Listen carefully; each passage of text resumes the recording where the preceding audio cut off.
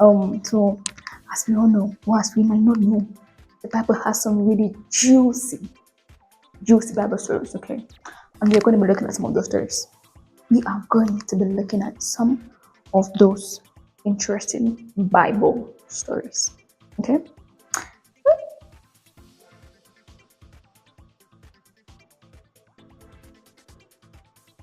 So the story I bring to you today is very interesting. It's a very juicy story. It's a love story.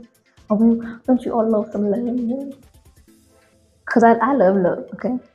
So we are going to be looking at the love triangle between Jacob, Leah, and Rachel, or Rachel. So we're going to be looking at that love triangle between these people. So trust me, you want to grab your seat, you want to get popcorn because it's about to be interesting. Okay, let's go. So Jacob fled from his father's house because he stole his brother's inheritance. And he knew what was gonna happen to him if he stayed there. He knew, so he had to leave. He had to flee for his life. Okay, so he fled and he went to a place called Haran, and there he met a beautiful girl, a very beautiful girl, and he fell in love. Poor Jacob. He fell in love with Rachel. Okay, and he went to Laban, who is Rachel's father, and was like, you know what, I want to marry your daughter. And Laban, says, okay, then you have to work for me for 7 years to get my daughter. And then he says, oh my God, I'm so in love. Yes, I'm gonna do it. Oh my God, he was so energized, and I was like, yes, no problem, I'm gonna do it because I love Rachel. And then after he served Laban for 7 years, guess what Laban did? Gave him the wrong wife. He gave Jacob the wrong person. He gave Jacob Leah instead of Rachel. He gave Leah. Now Leah was the other sister to Rachel, and he says that according to their traditions, the younger, cannot get married before the elder. And it's funny enough, that some cultures still exercise this. Some cultures still do this. They are still like, you can't get married before your elder sister. You can't get married before your elder sister. You have to wait until your elder sister gets married first before you get married. Right? So that's what happened. So he gave Leah. But guess what? Jacob did not love Leah. He loved Rachel. Because the Bible says she wasn't bad. She wasn't, you get it? But Rachel was beautiful. She was stunning. Okay, she was gorgeous. So I can get why Jacob was after Rachel, not Leah, and even after he received Leah, he was like, no, that's not what I want. I want Rachel. I want the beautiful one. So here's what happened. He went back to Laban. He only discovered the next day. Can you imagine? Like he took Leah home and discovered the next day that he got the wrong wife. And then he went back to Laban and he was like, okay, now I want Rachel. And Laban was like, then you will have to work another 7 years. Altogether, 14 years of his life. And he was like, no problem, I'm going to do it. He was in love.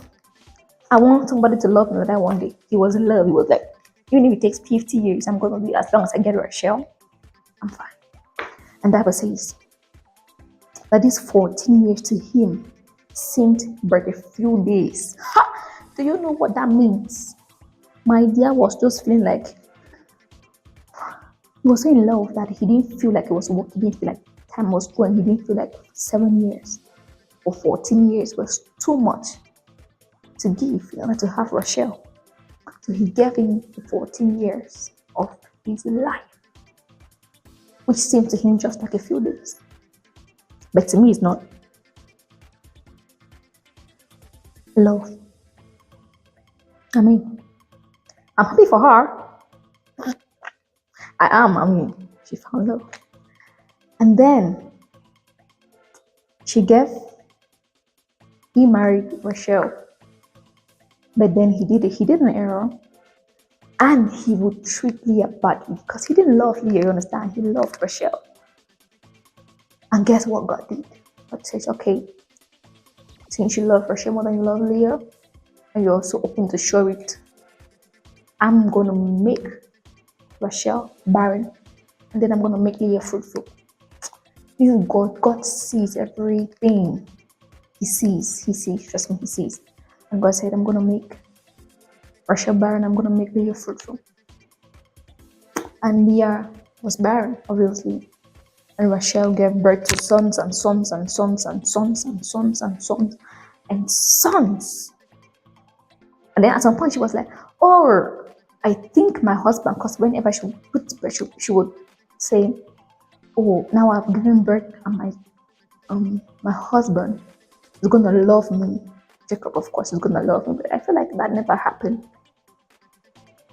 It never did, because Jacob still loved his Rachel, his barren Rachel. Rachel. Jacob still loved her. And so the Jacob and love though. Jacob loved. For 14 years, that's the most amazing part. 14 years, he suffered to get Rachel. And then, to him, it seemed just like a few days. That part caught me really deep because I was like, when you really love somebody, it doesn't. These are people who I love, please. He loved his girl. So, moral lesson, get you a man like Jacob, a man who loves you, a man who is willing to give 14 years of his life. Oh my God, I'm terrified saying it. Oof. 14 years of his life. Just to have you, just to marry you. Even after you become barren, he still loves you. Jacob love a boy.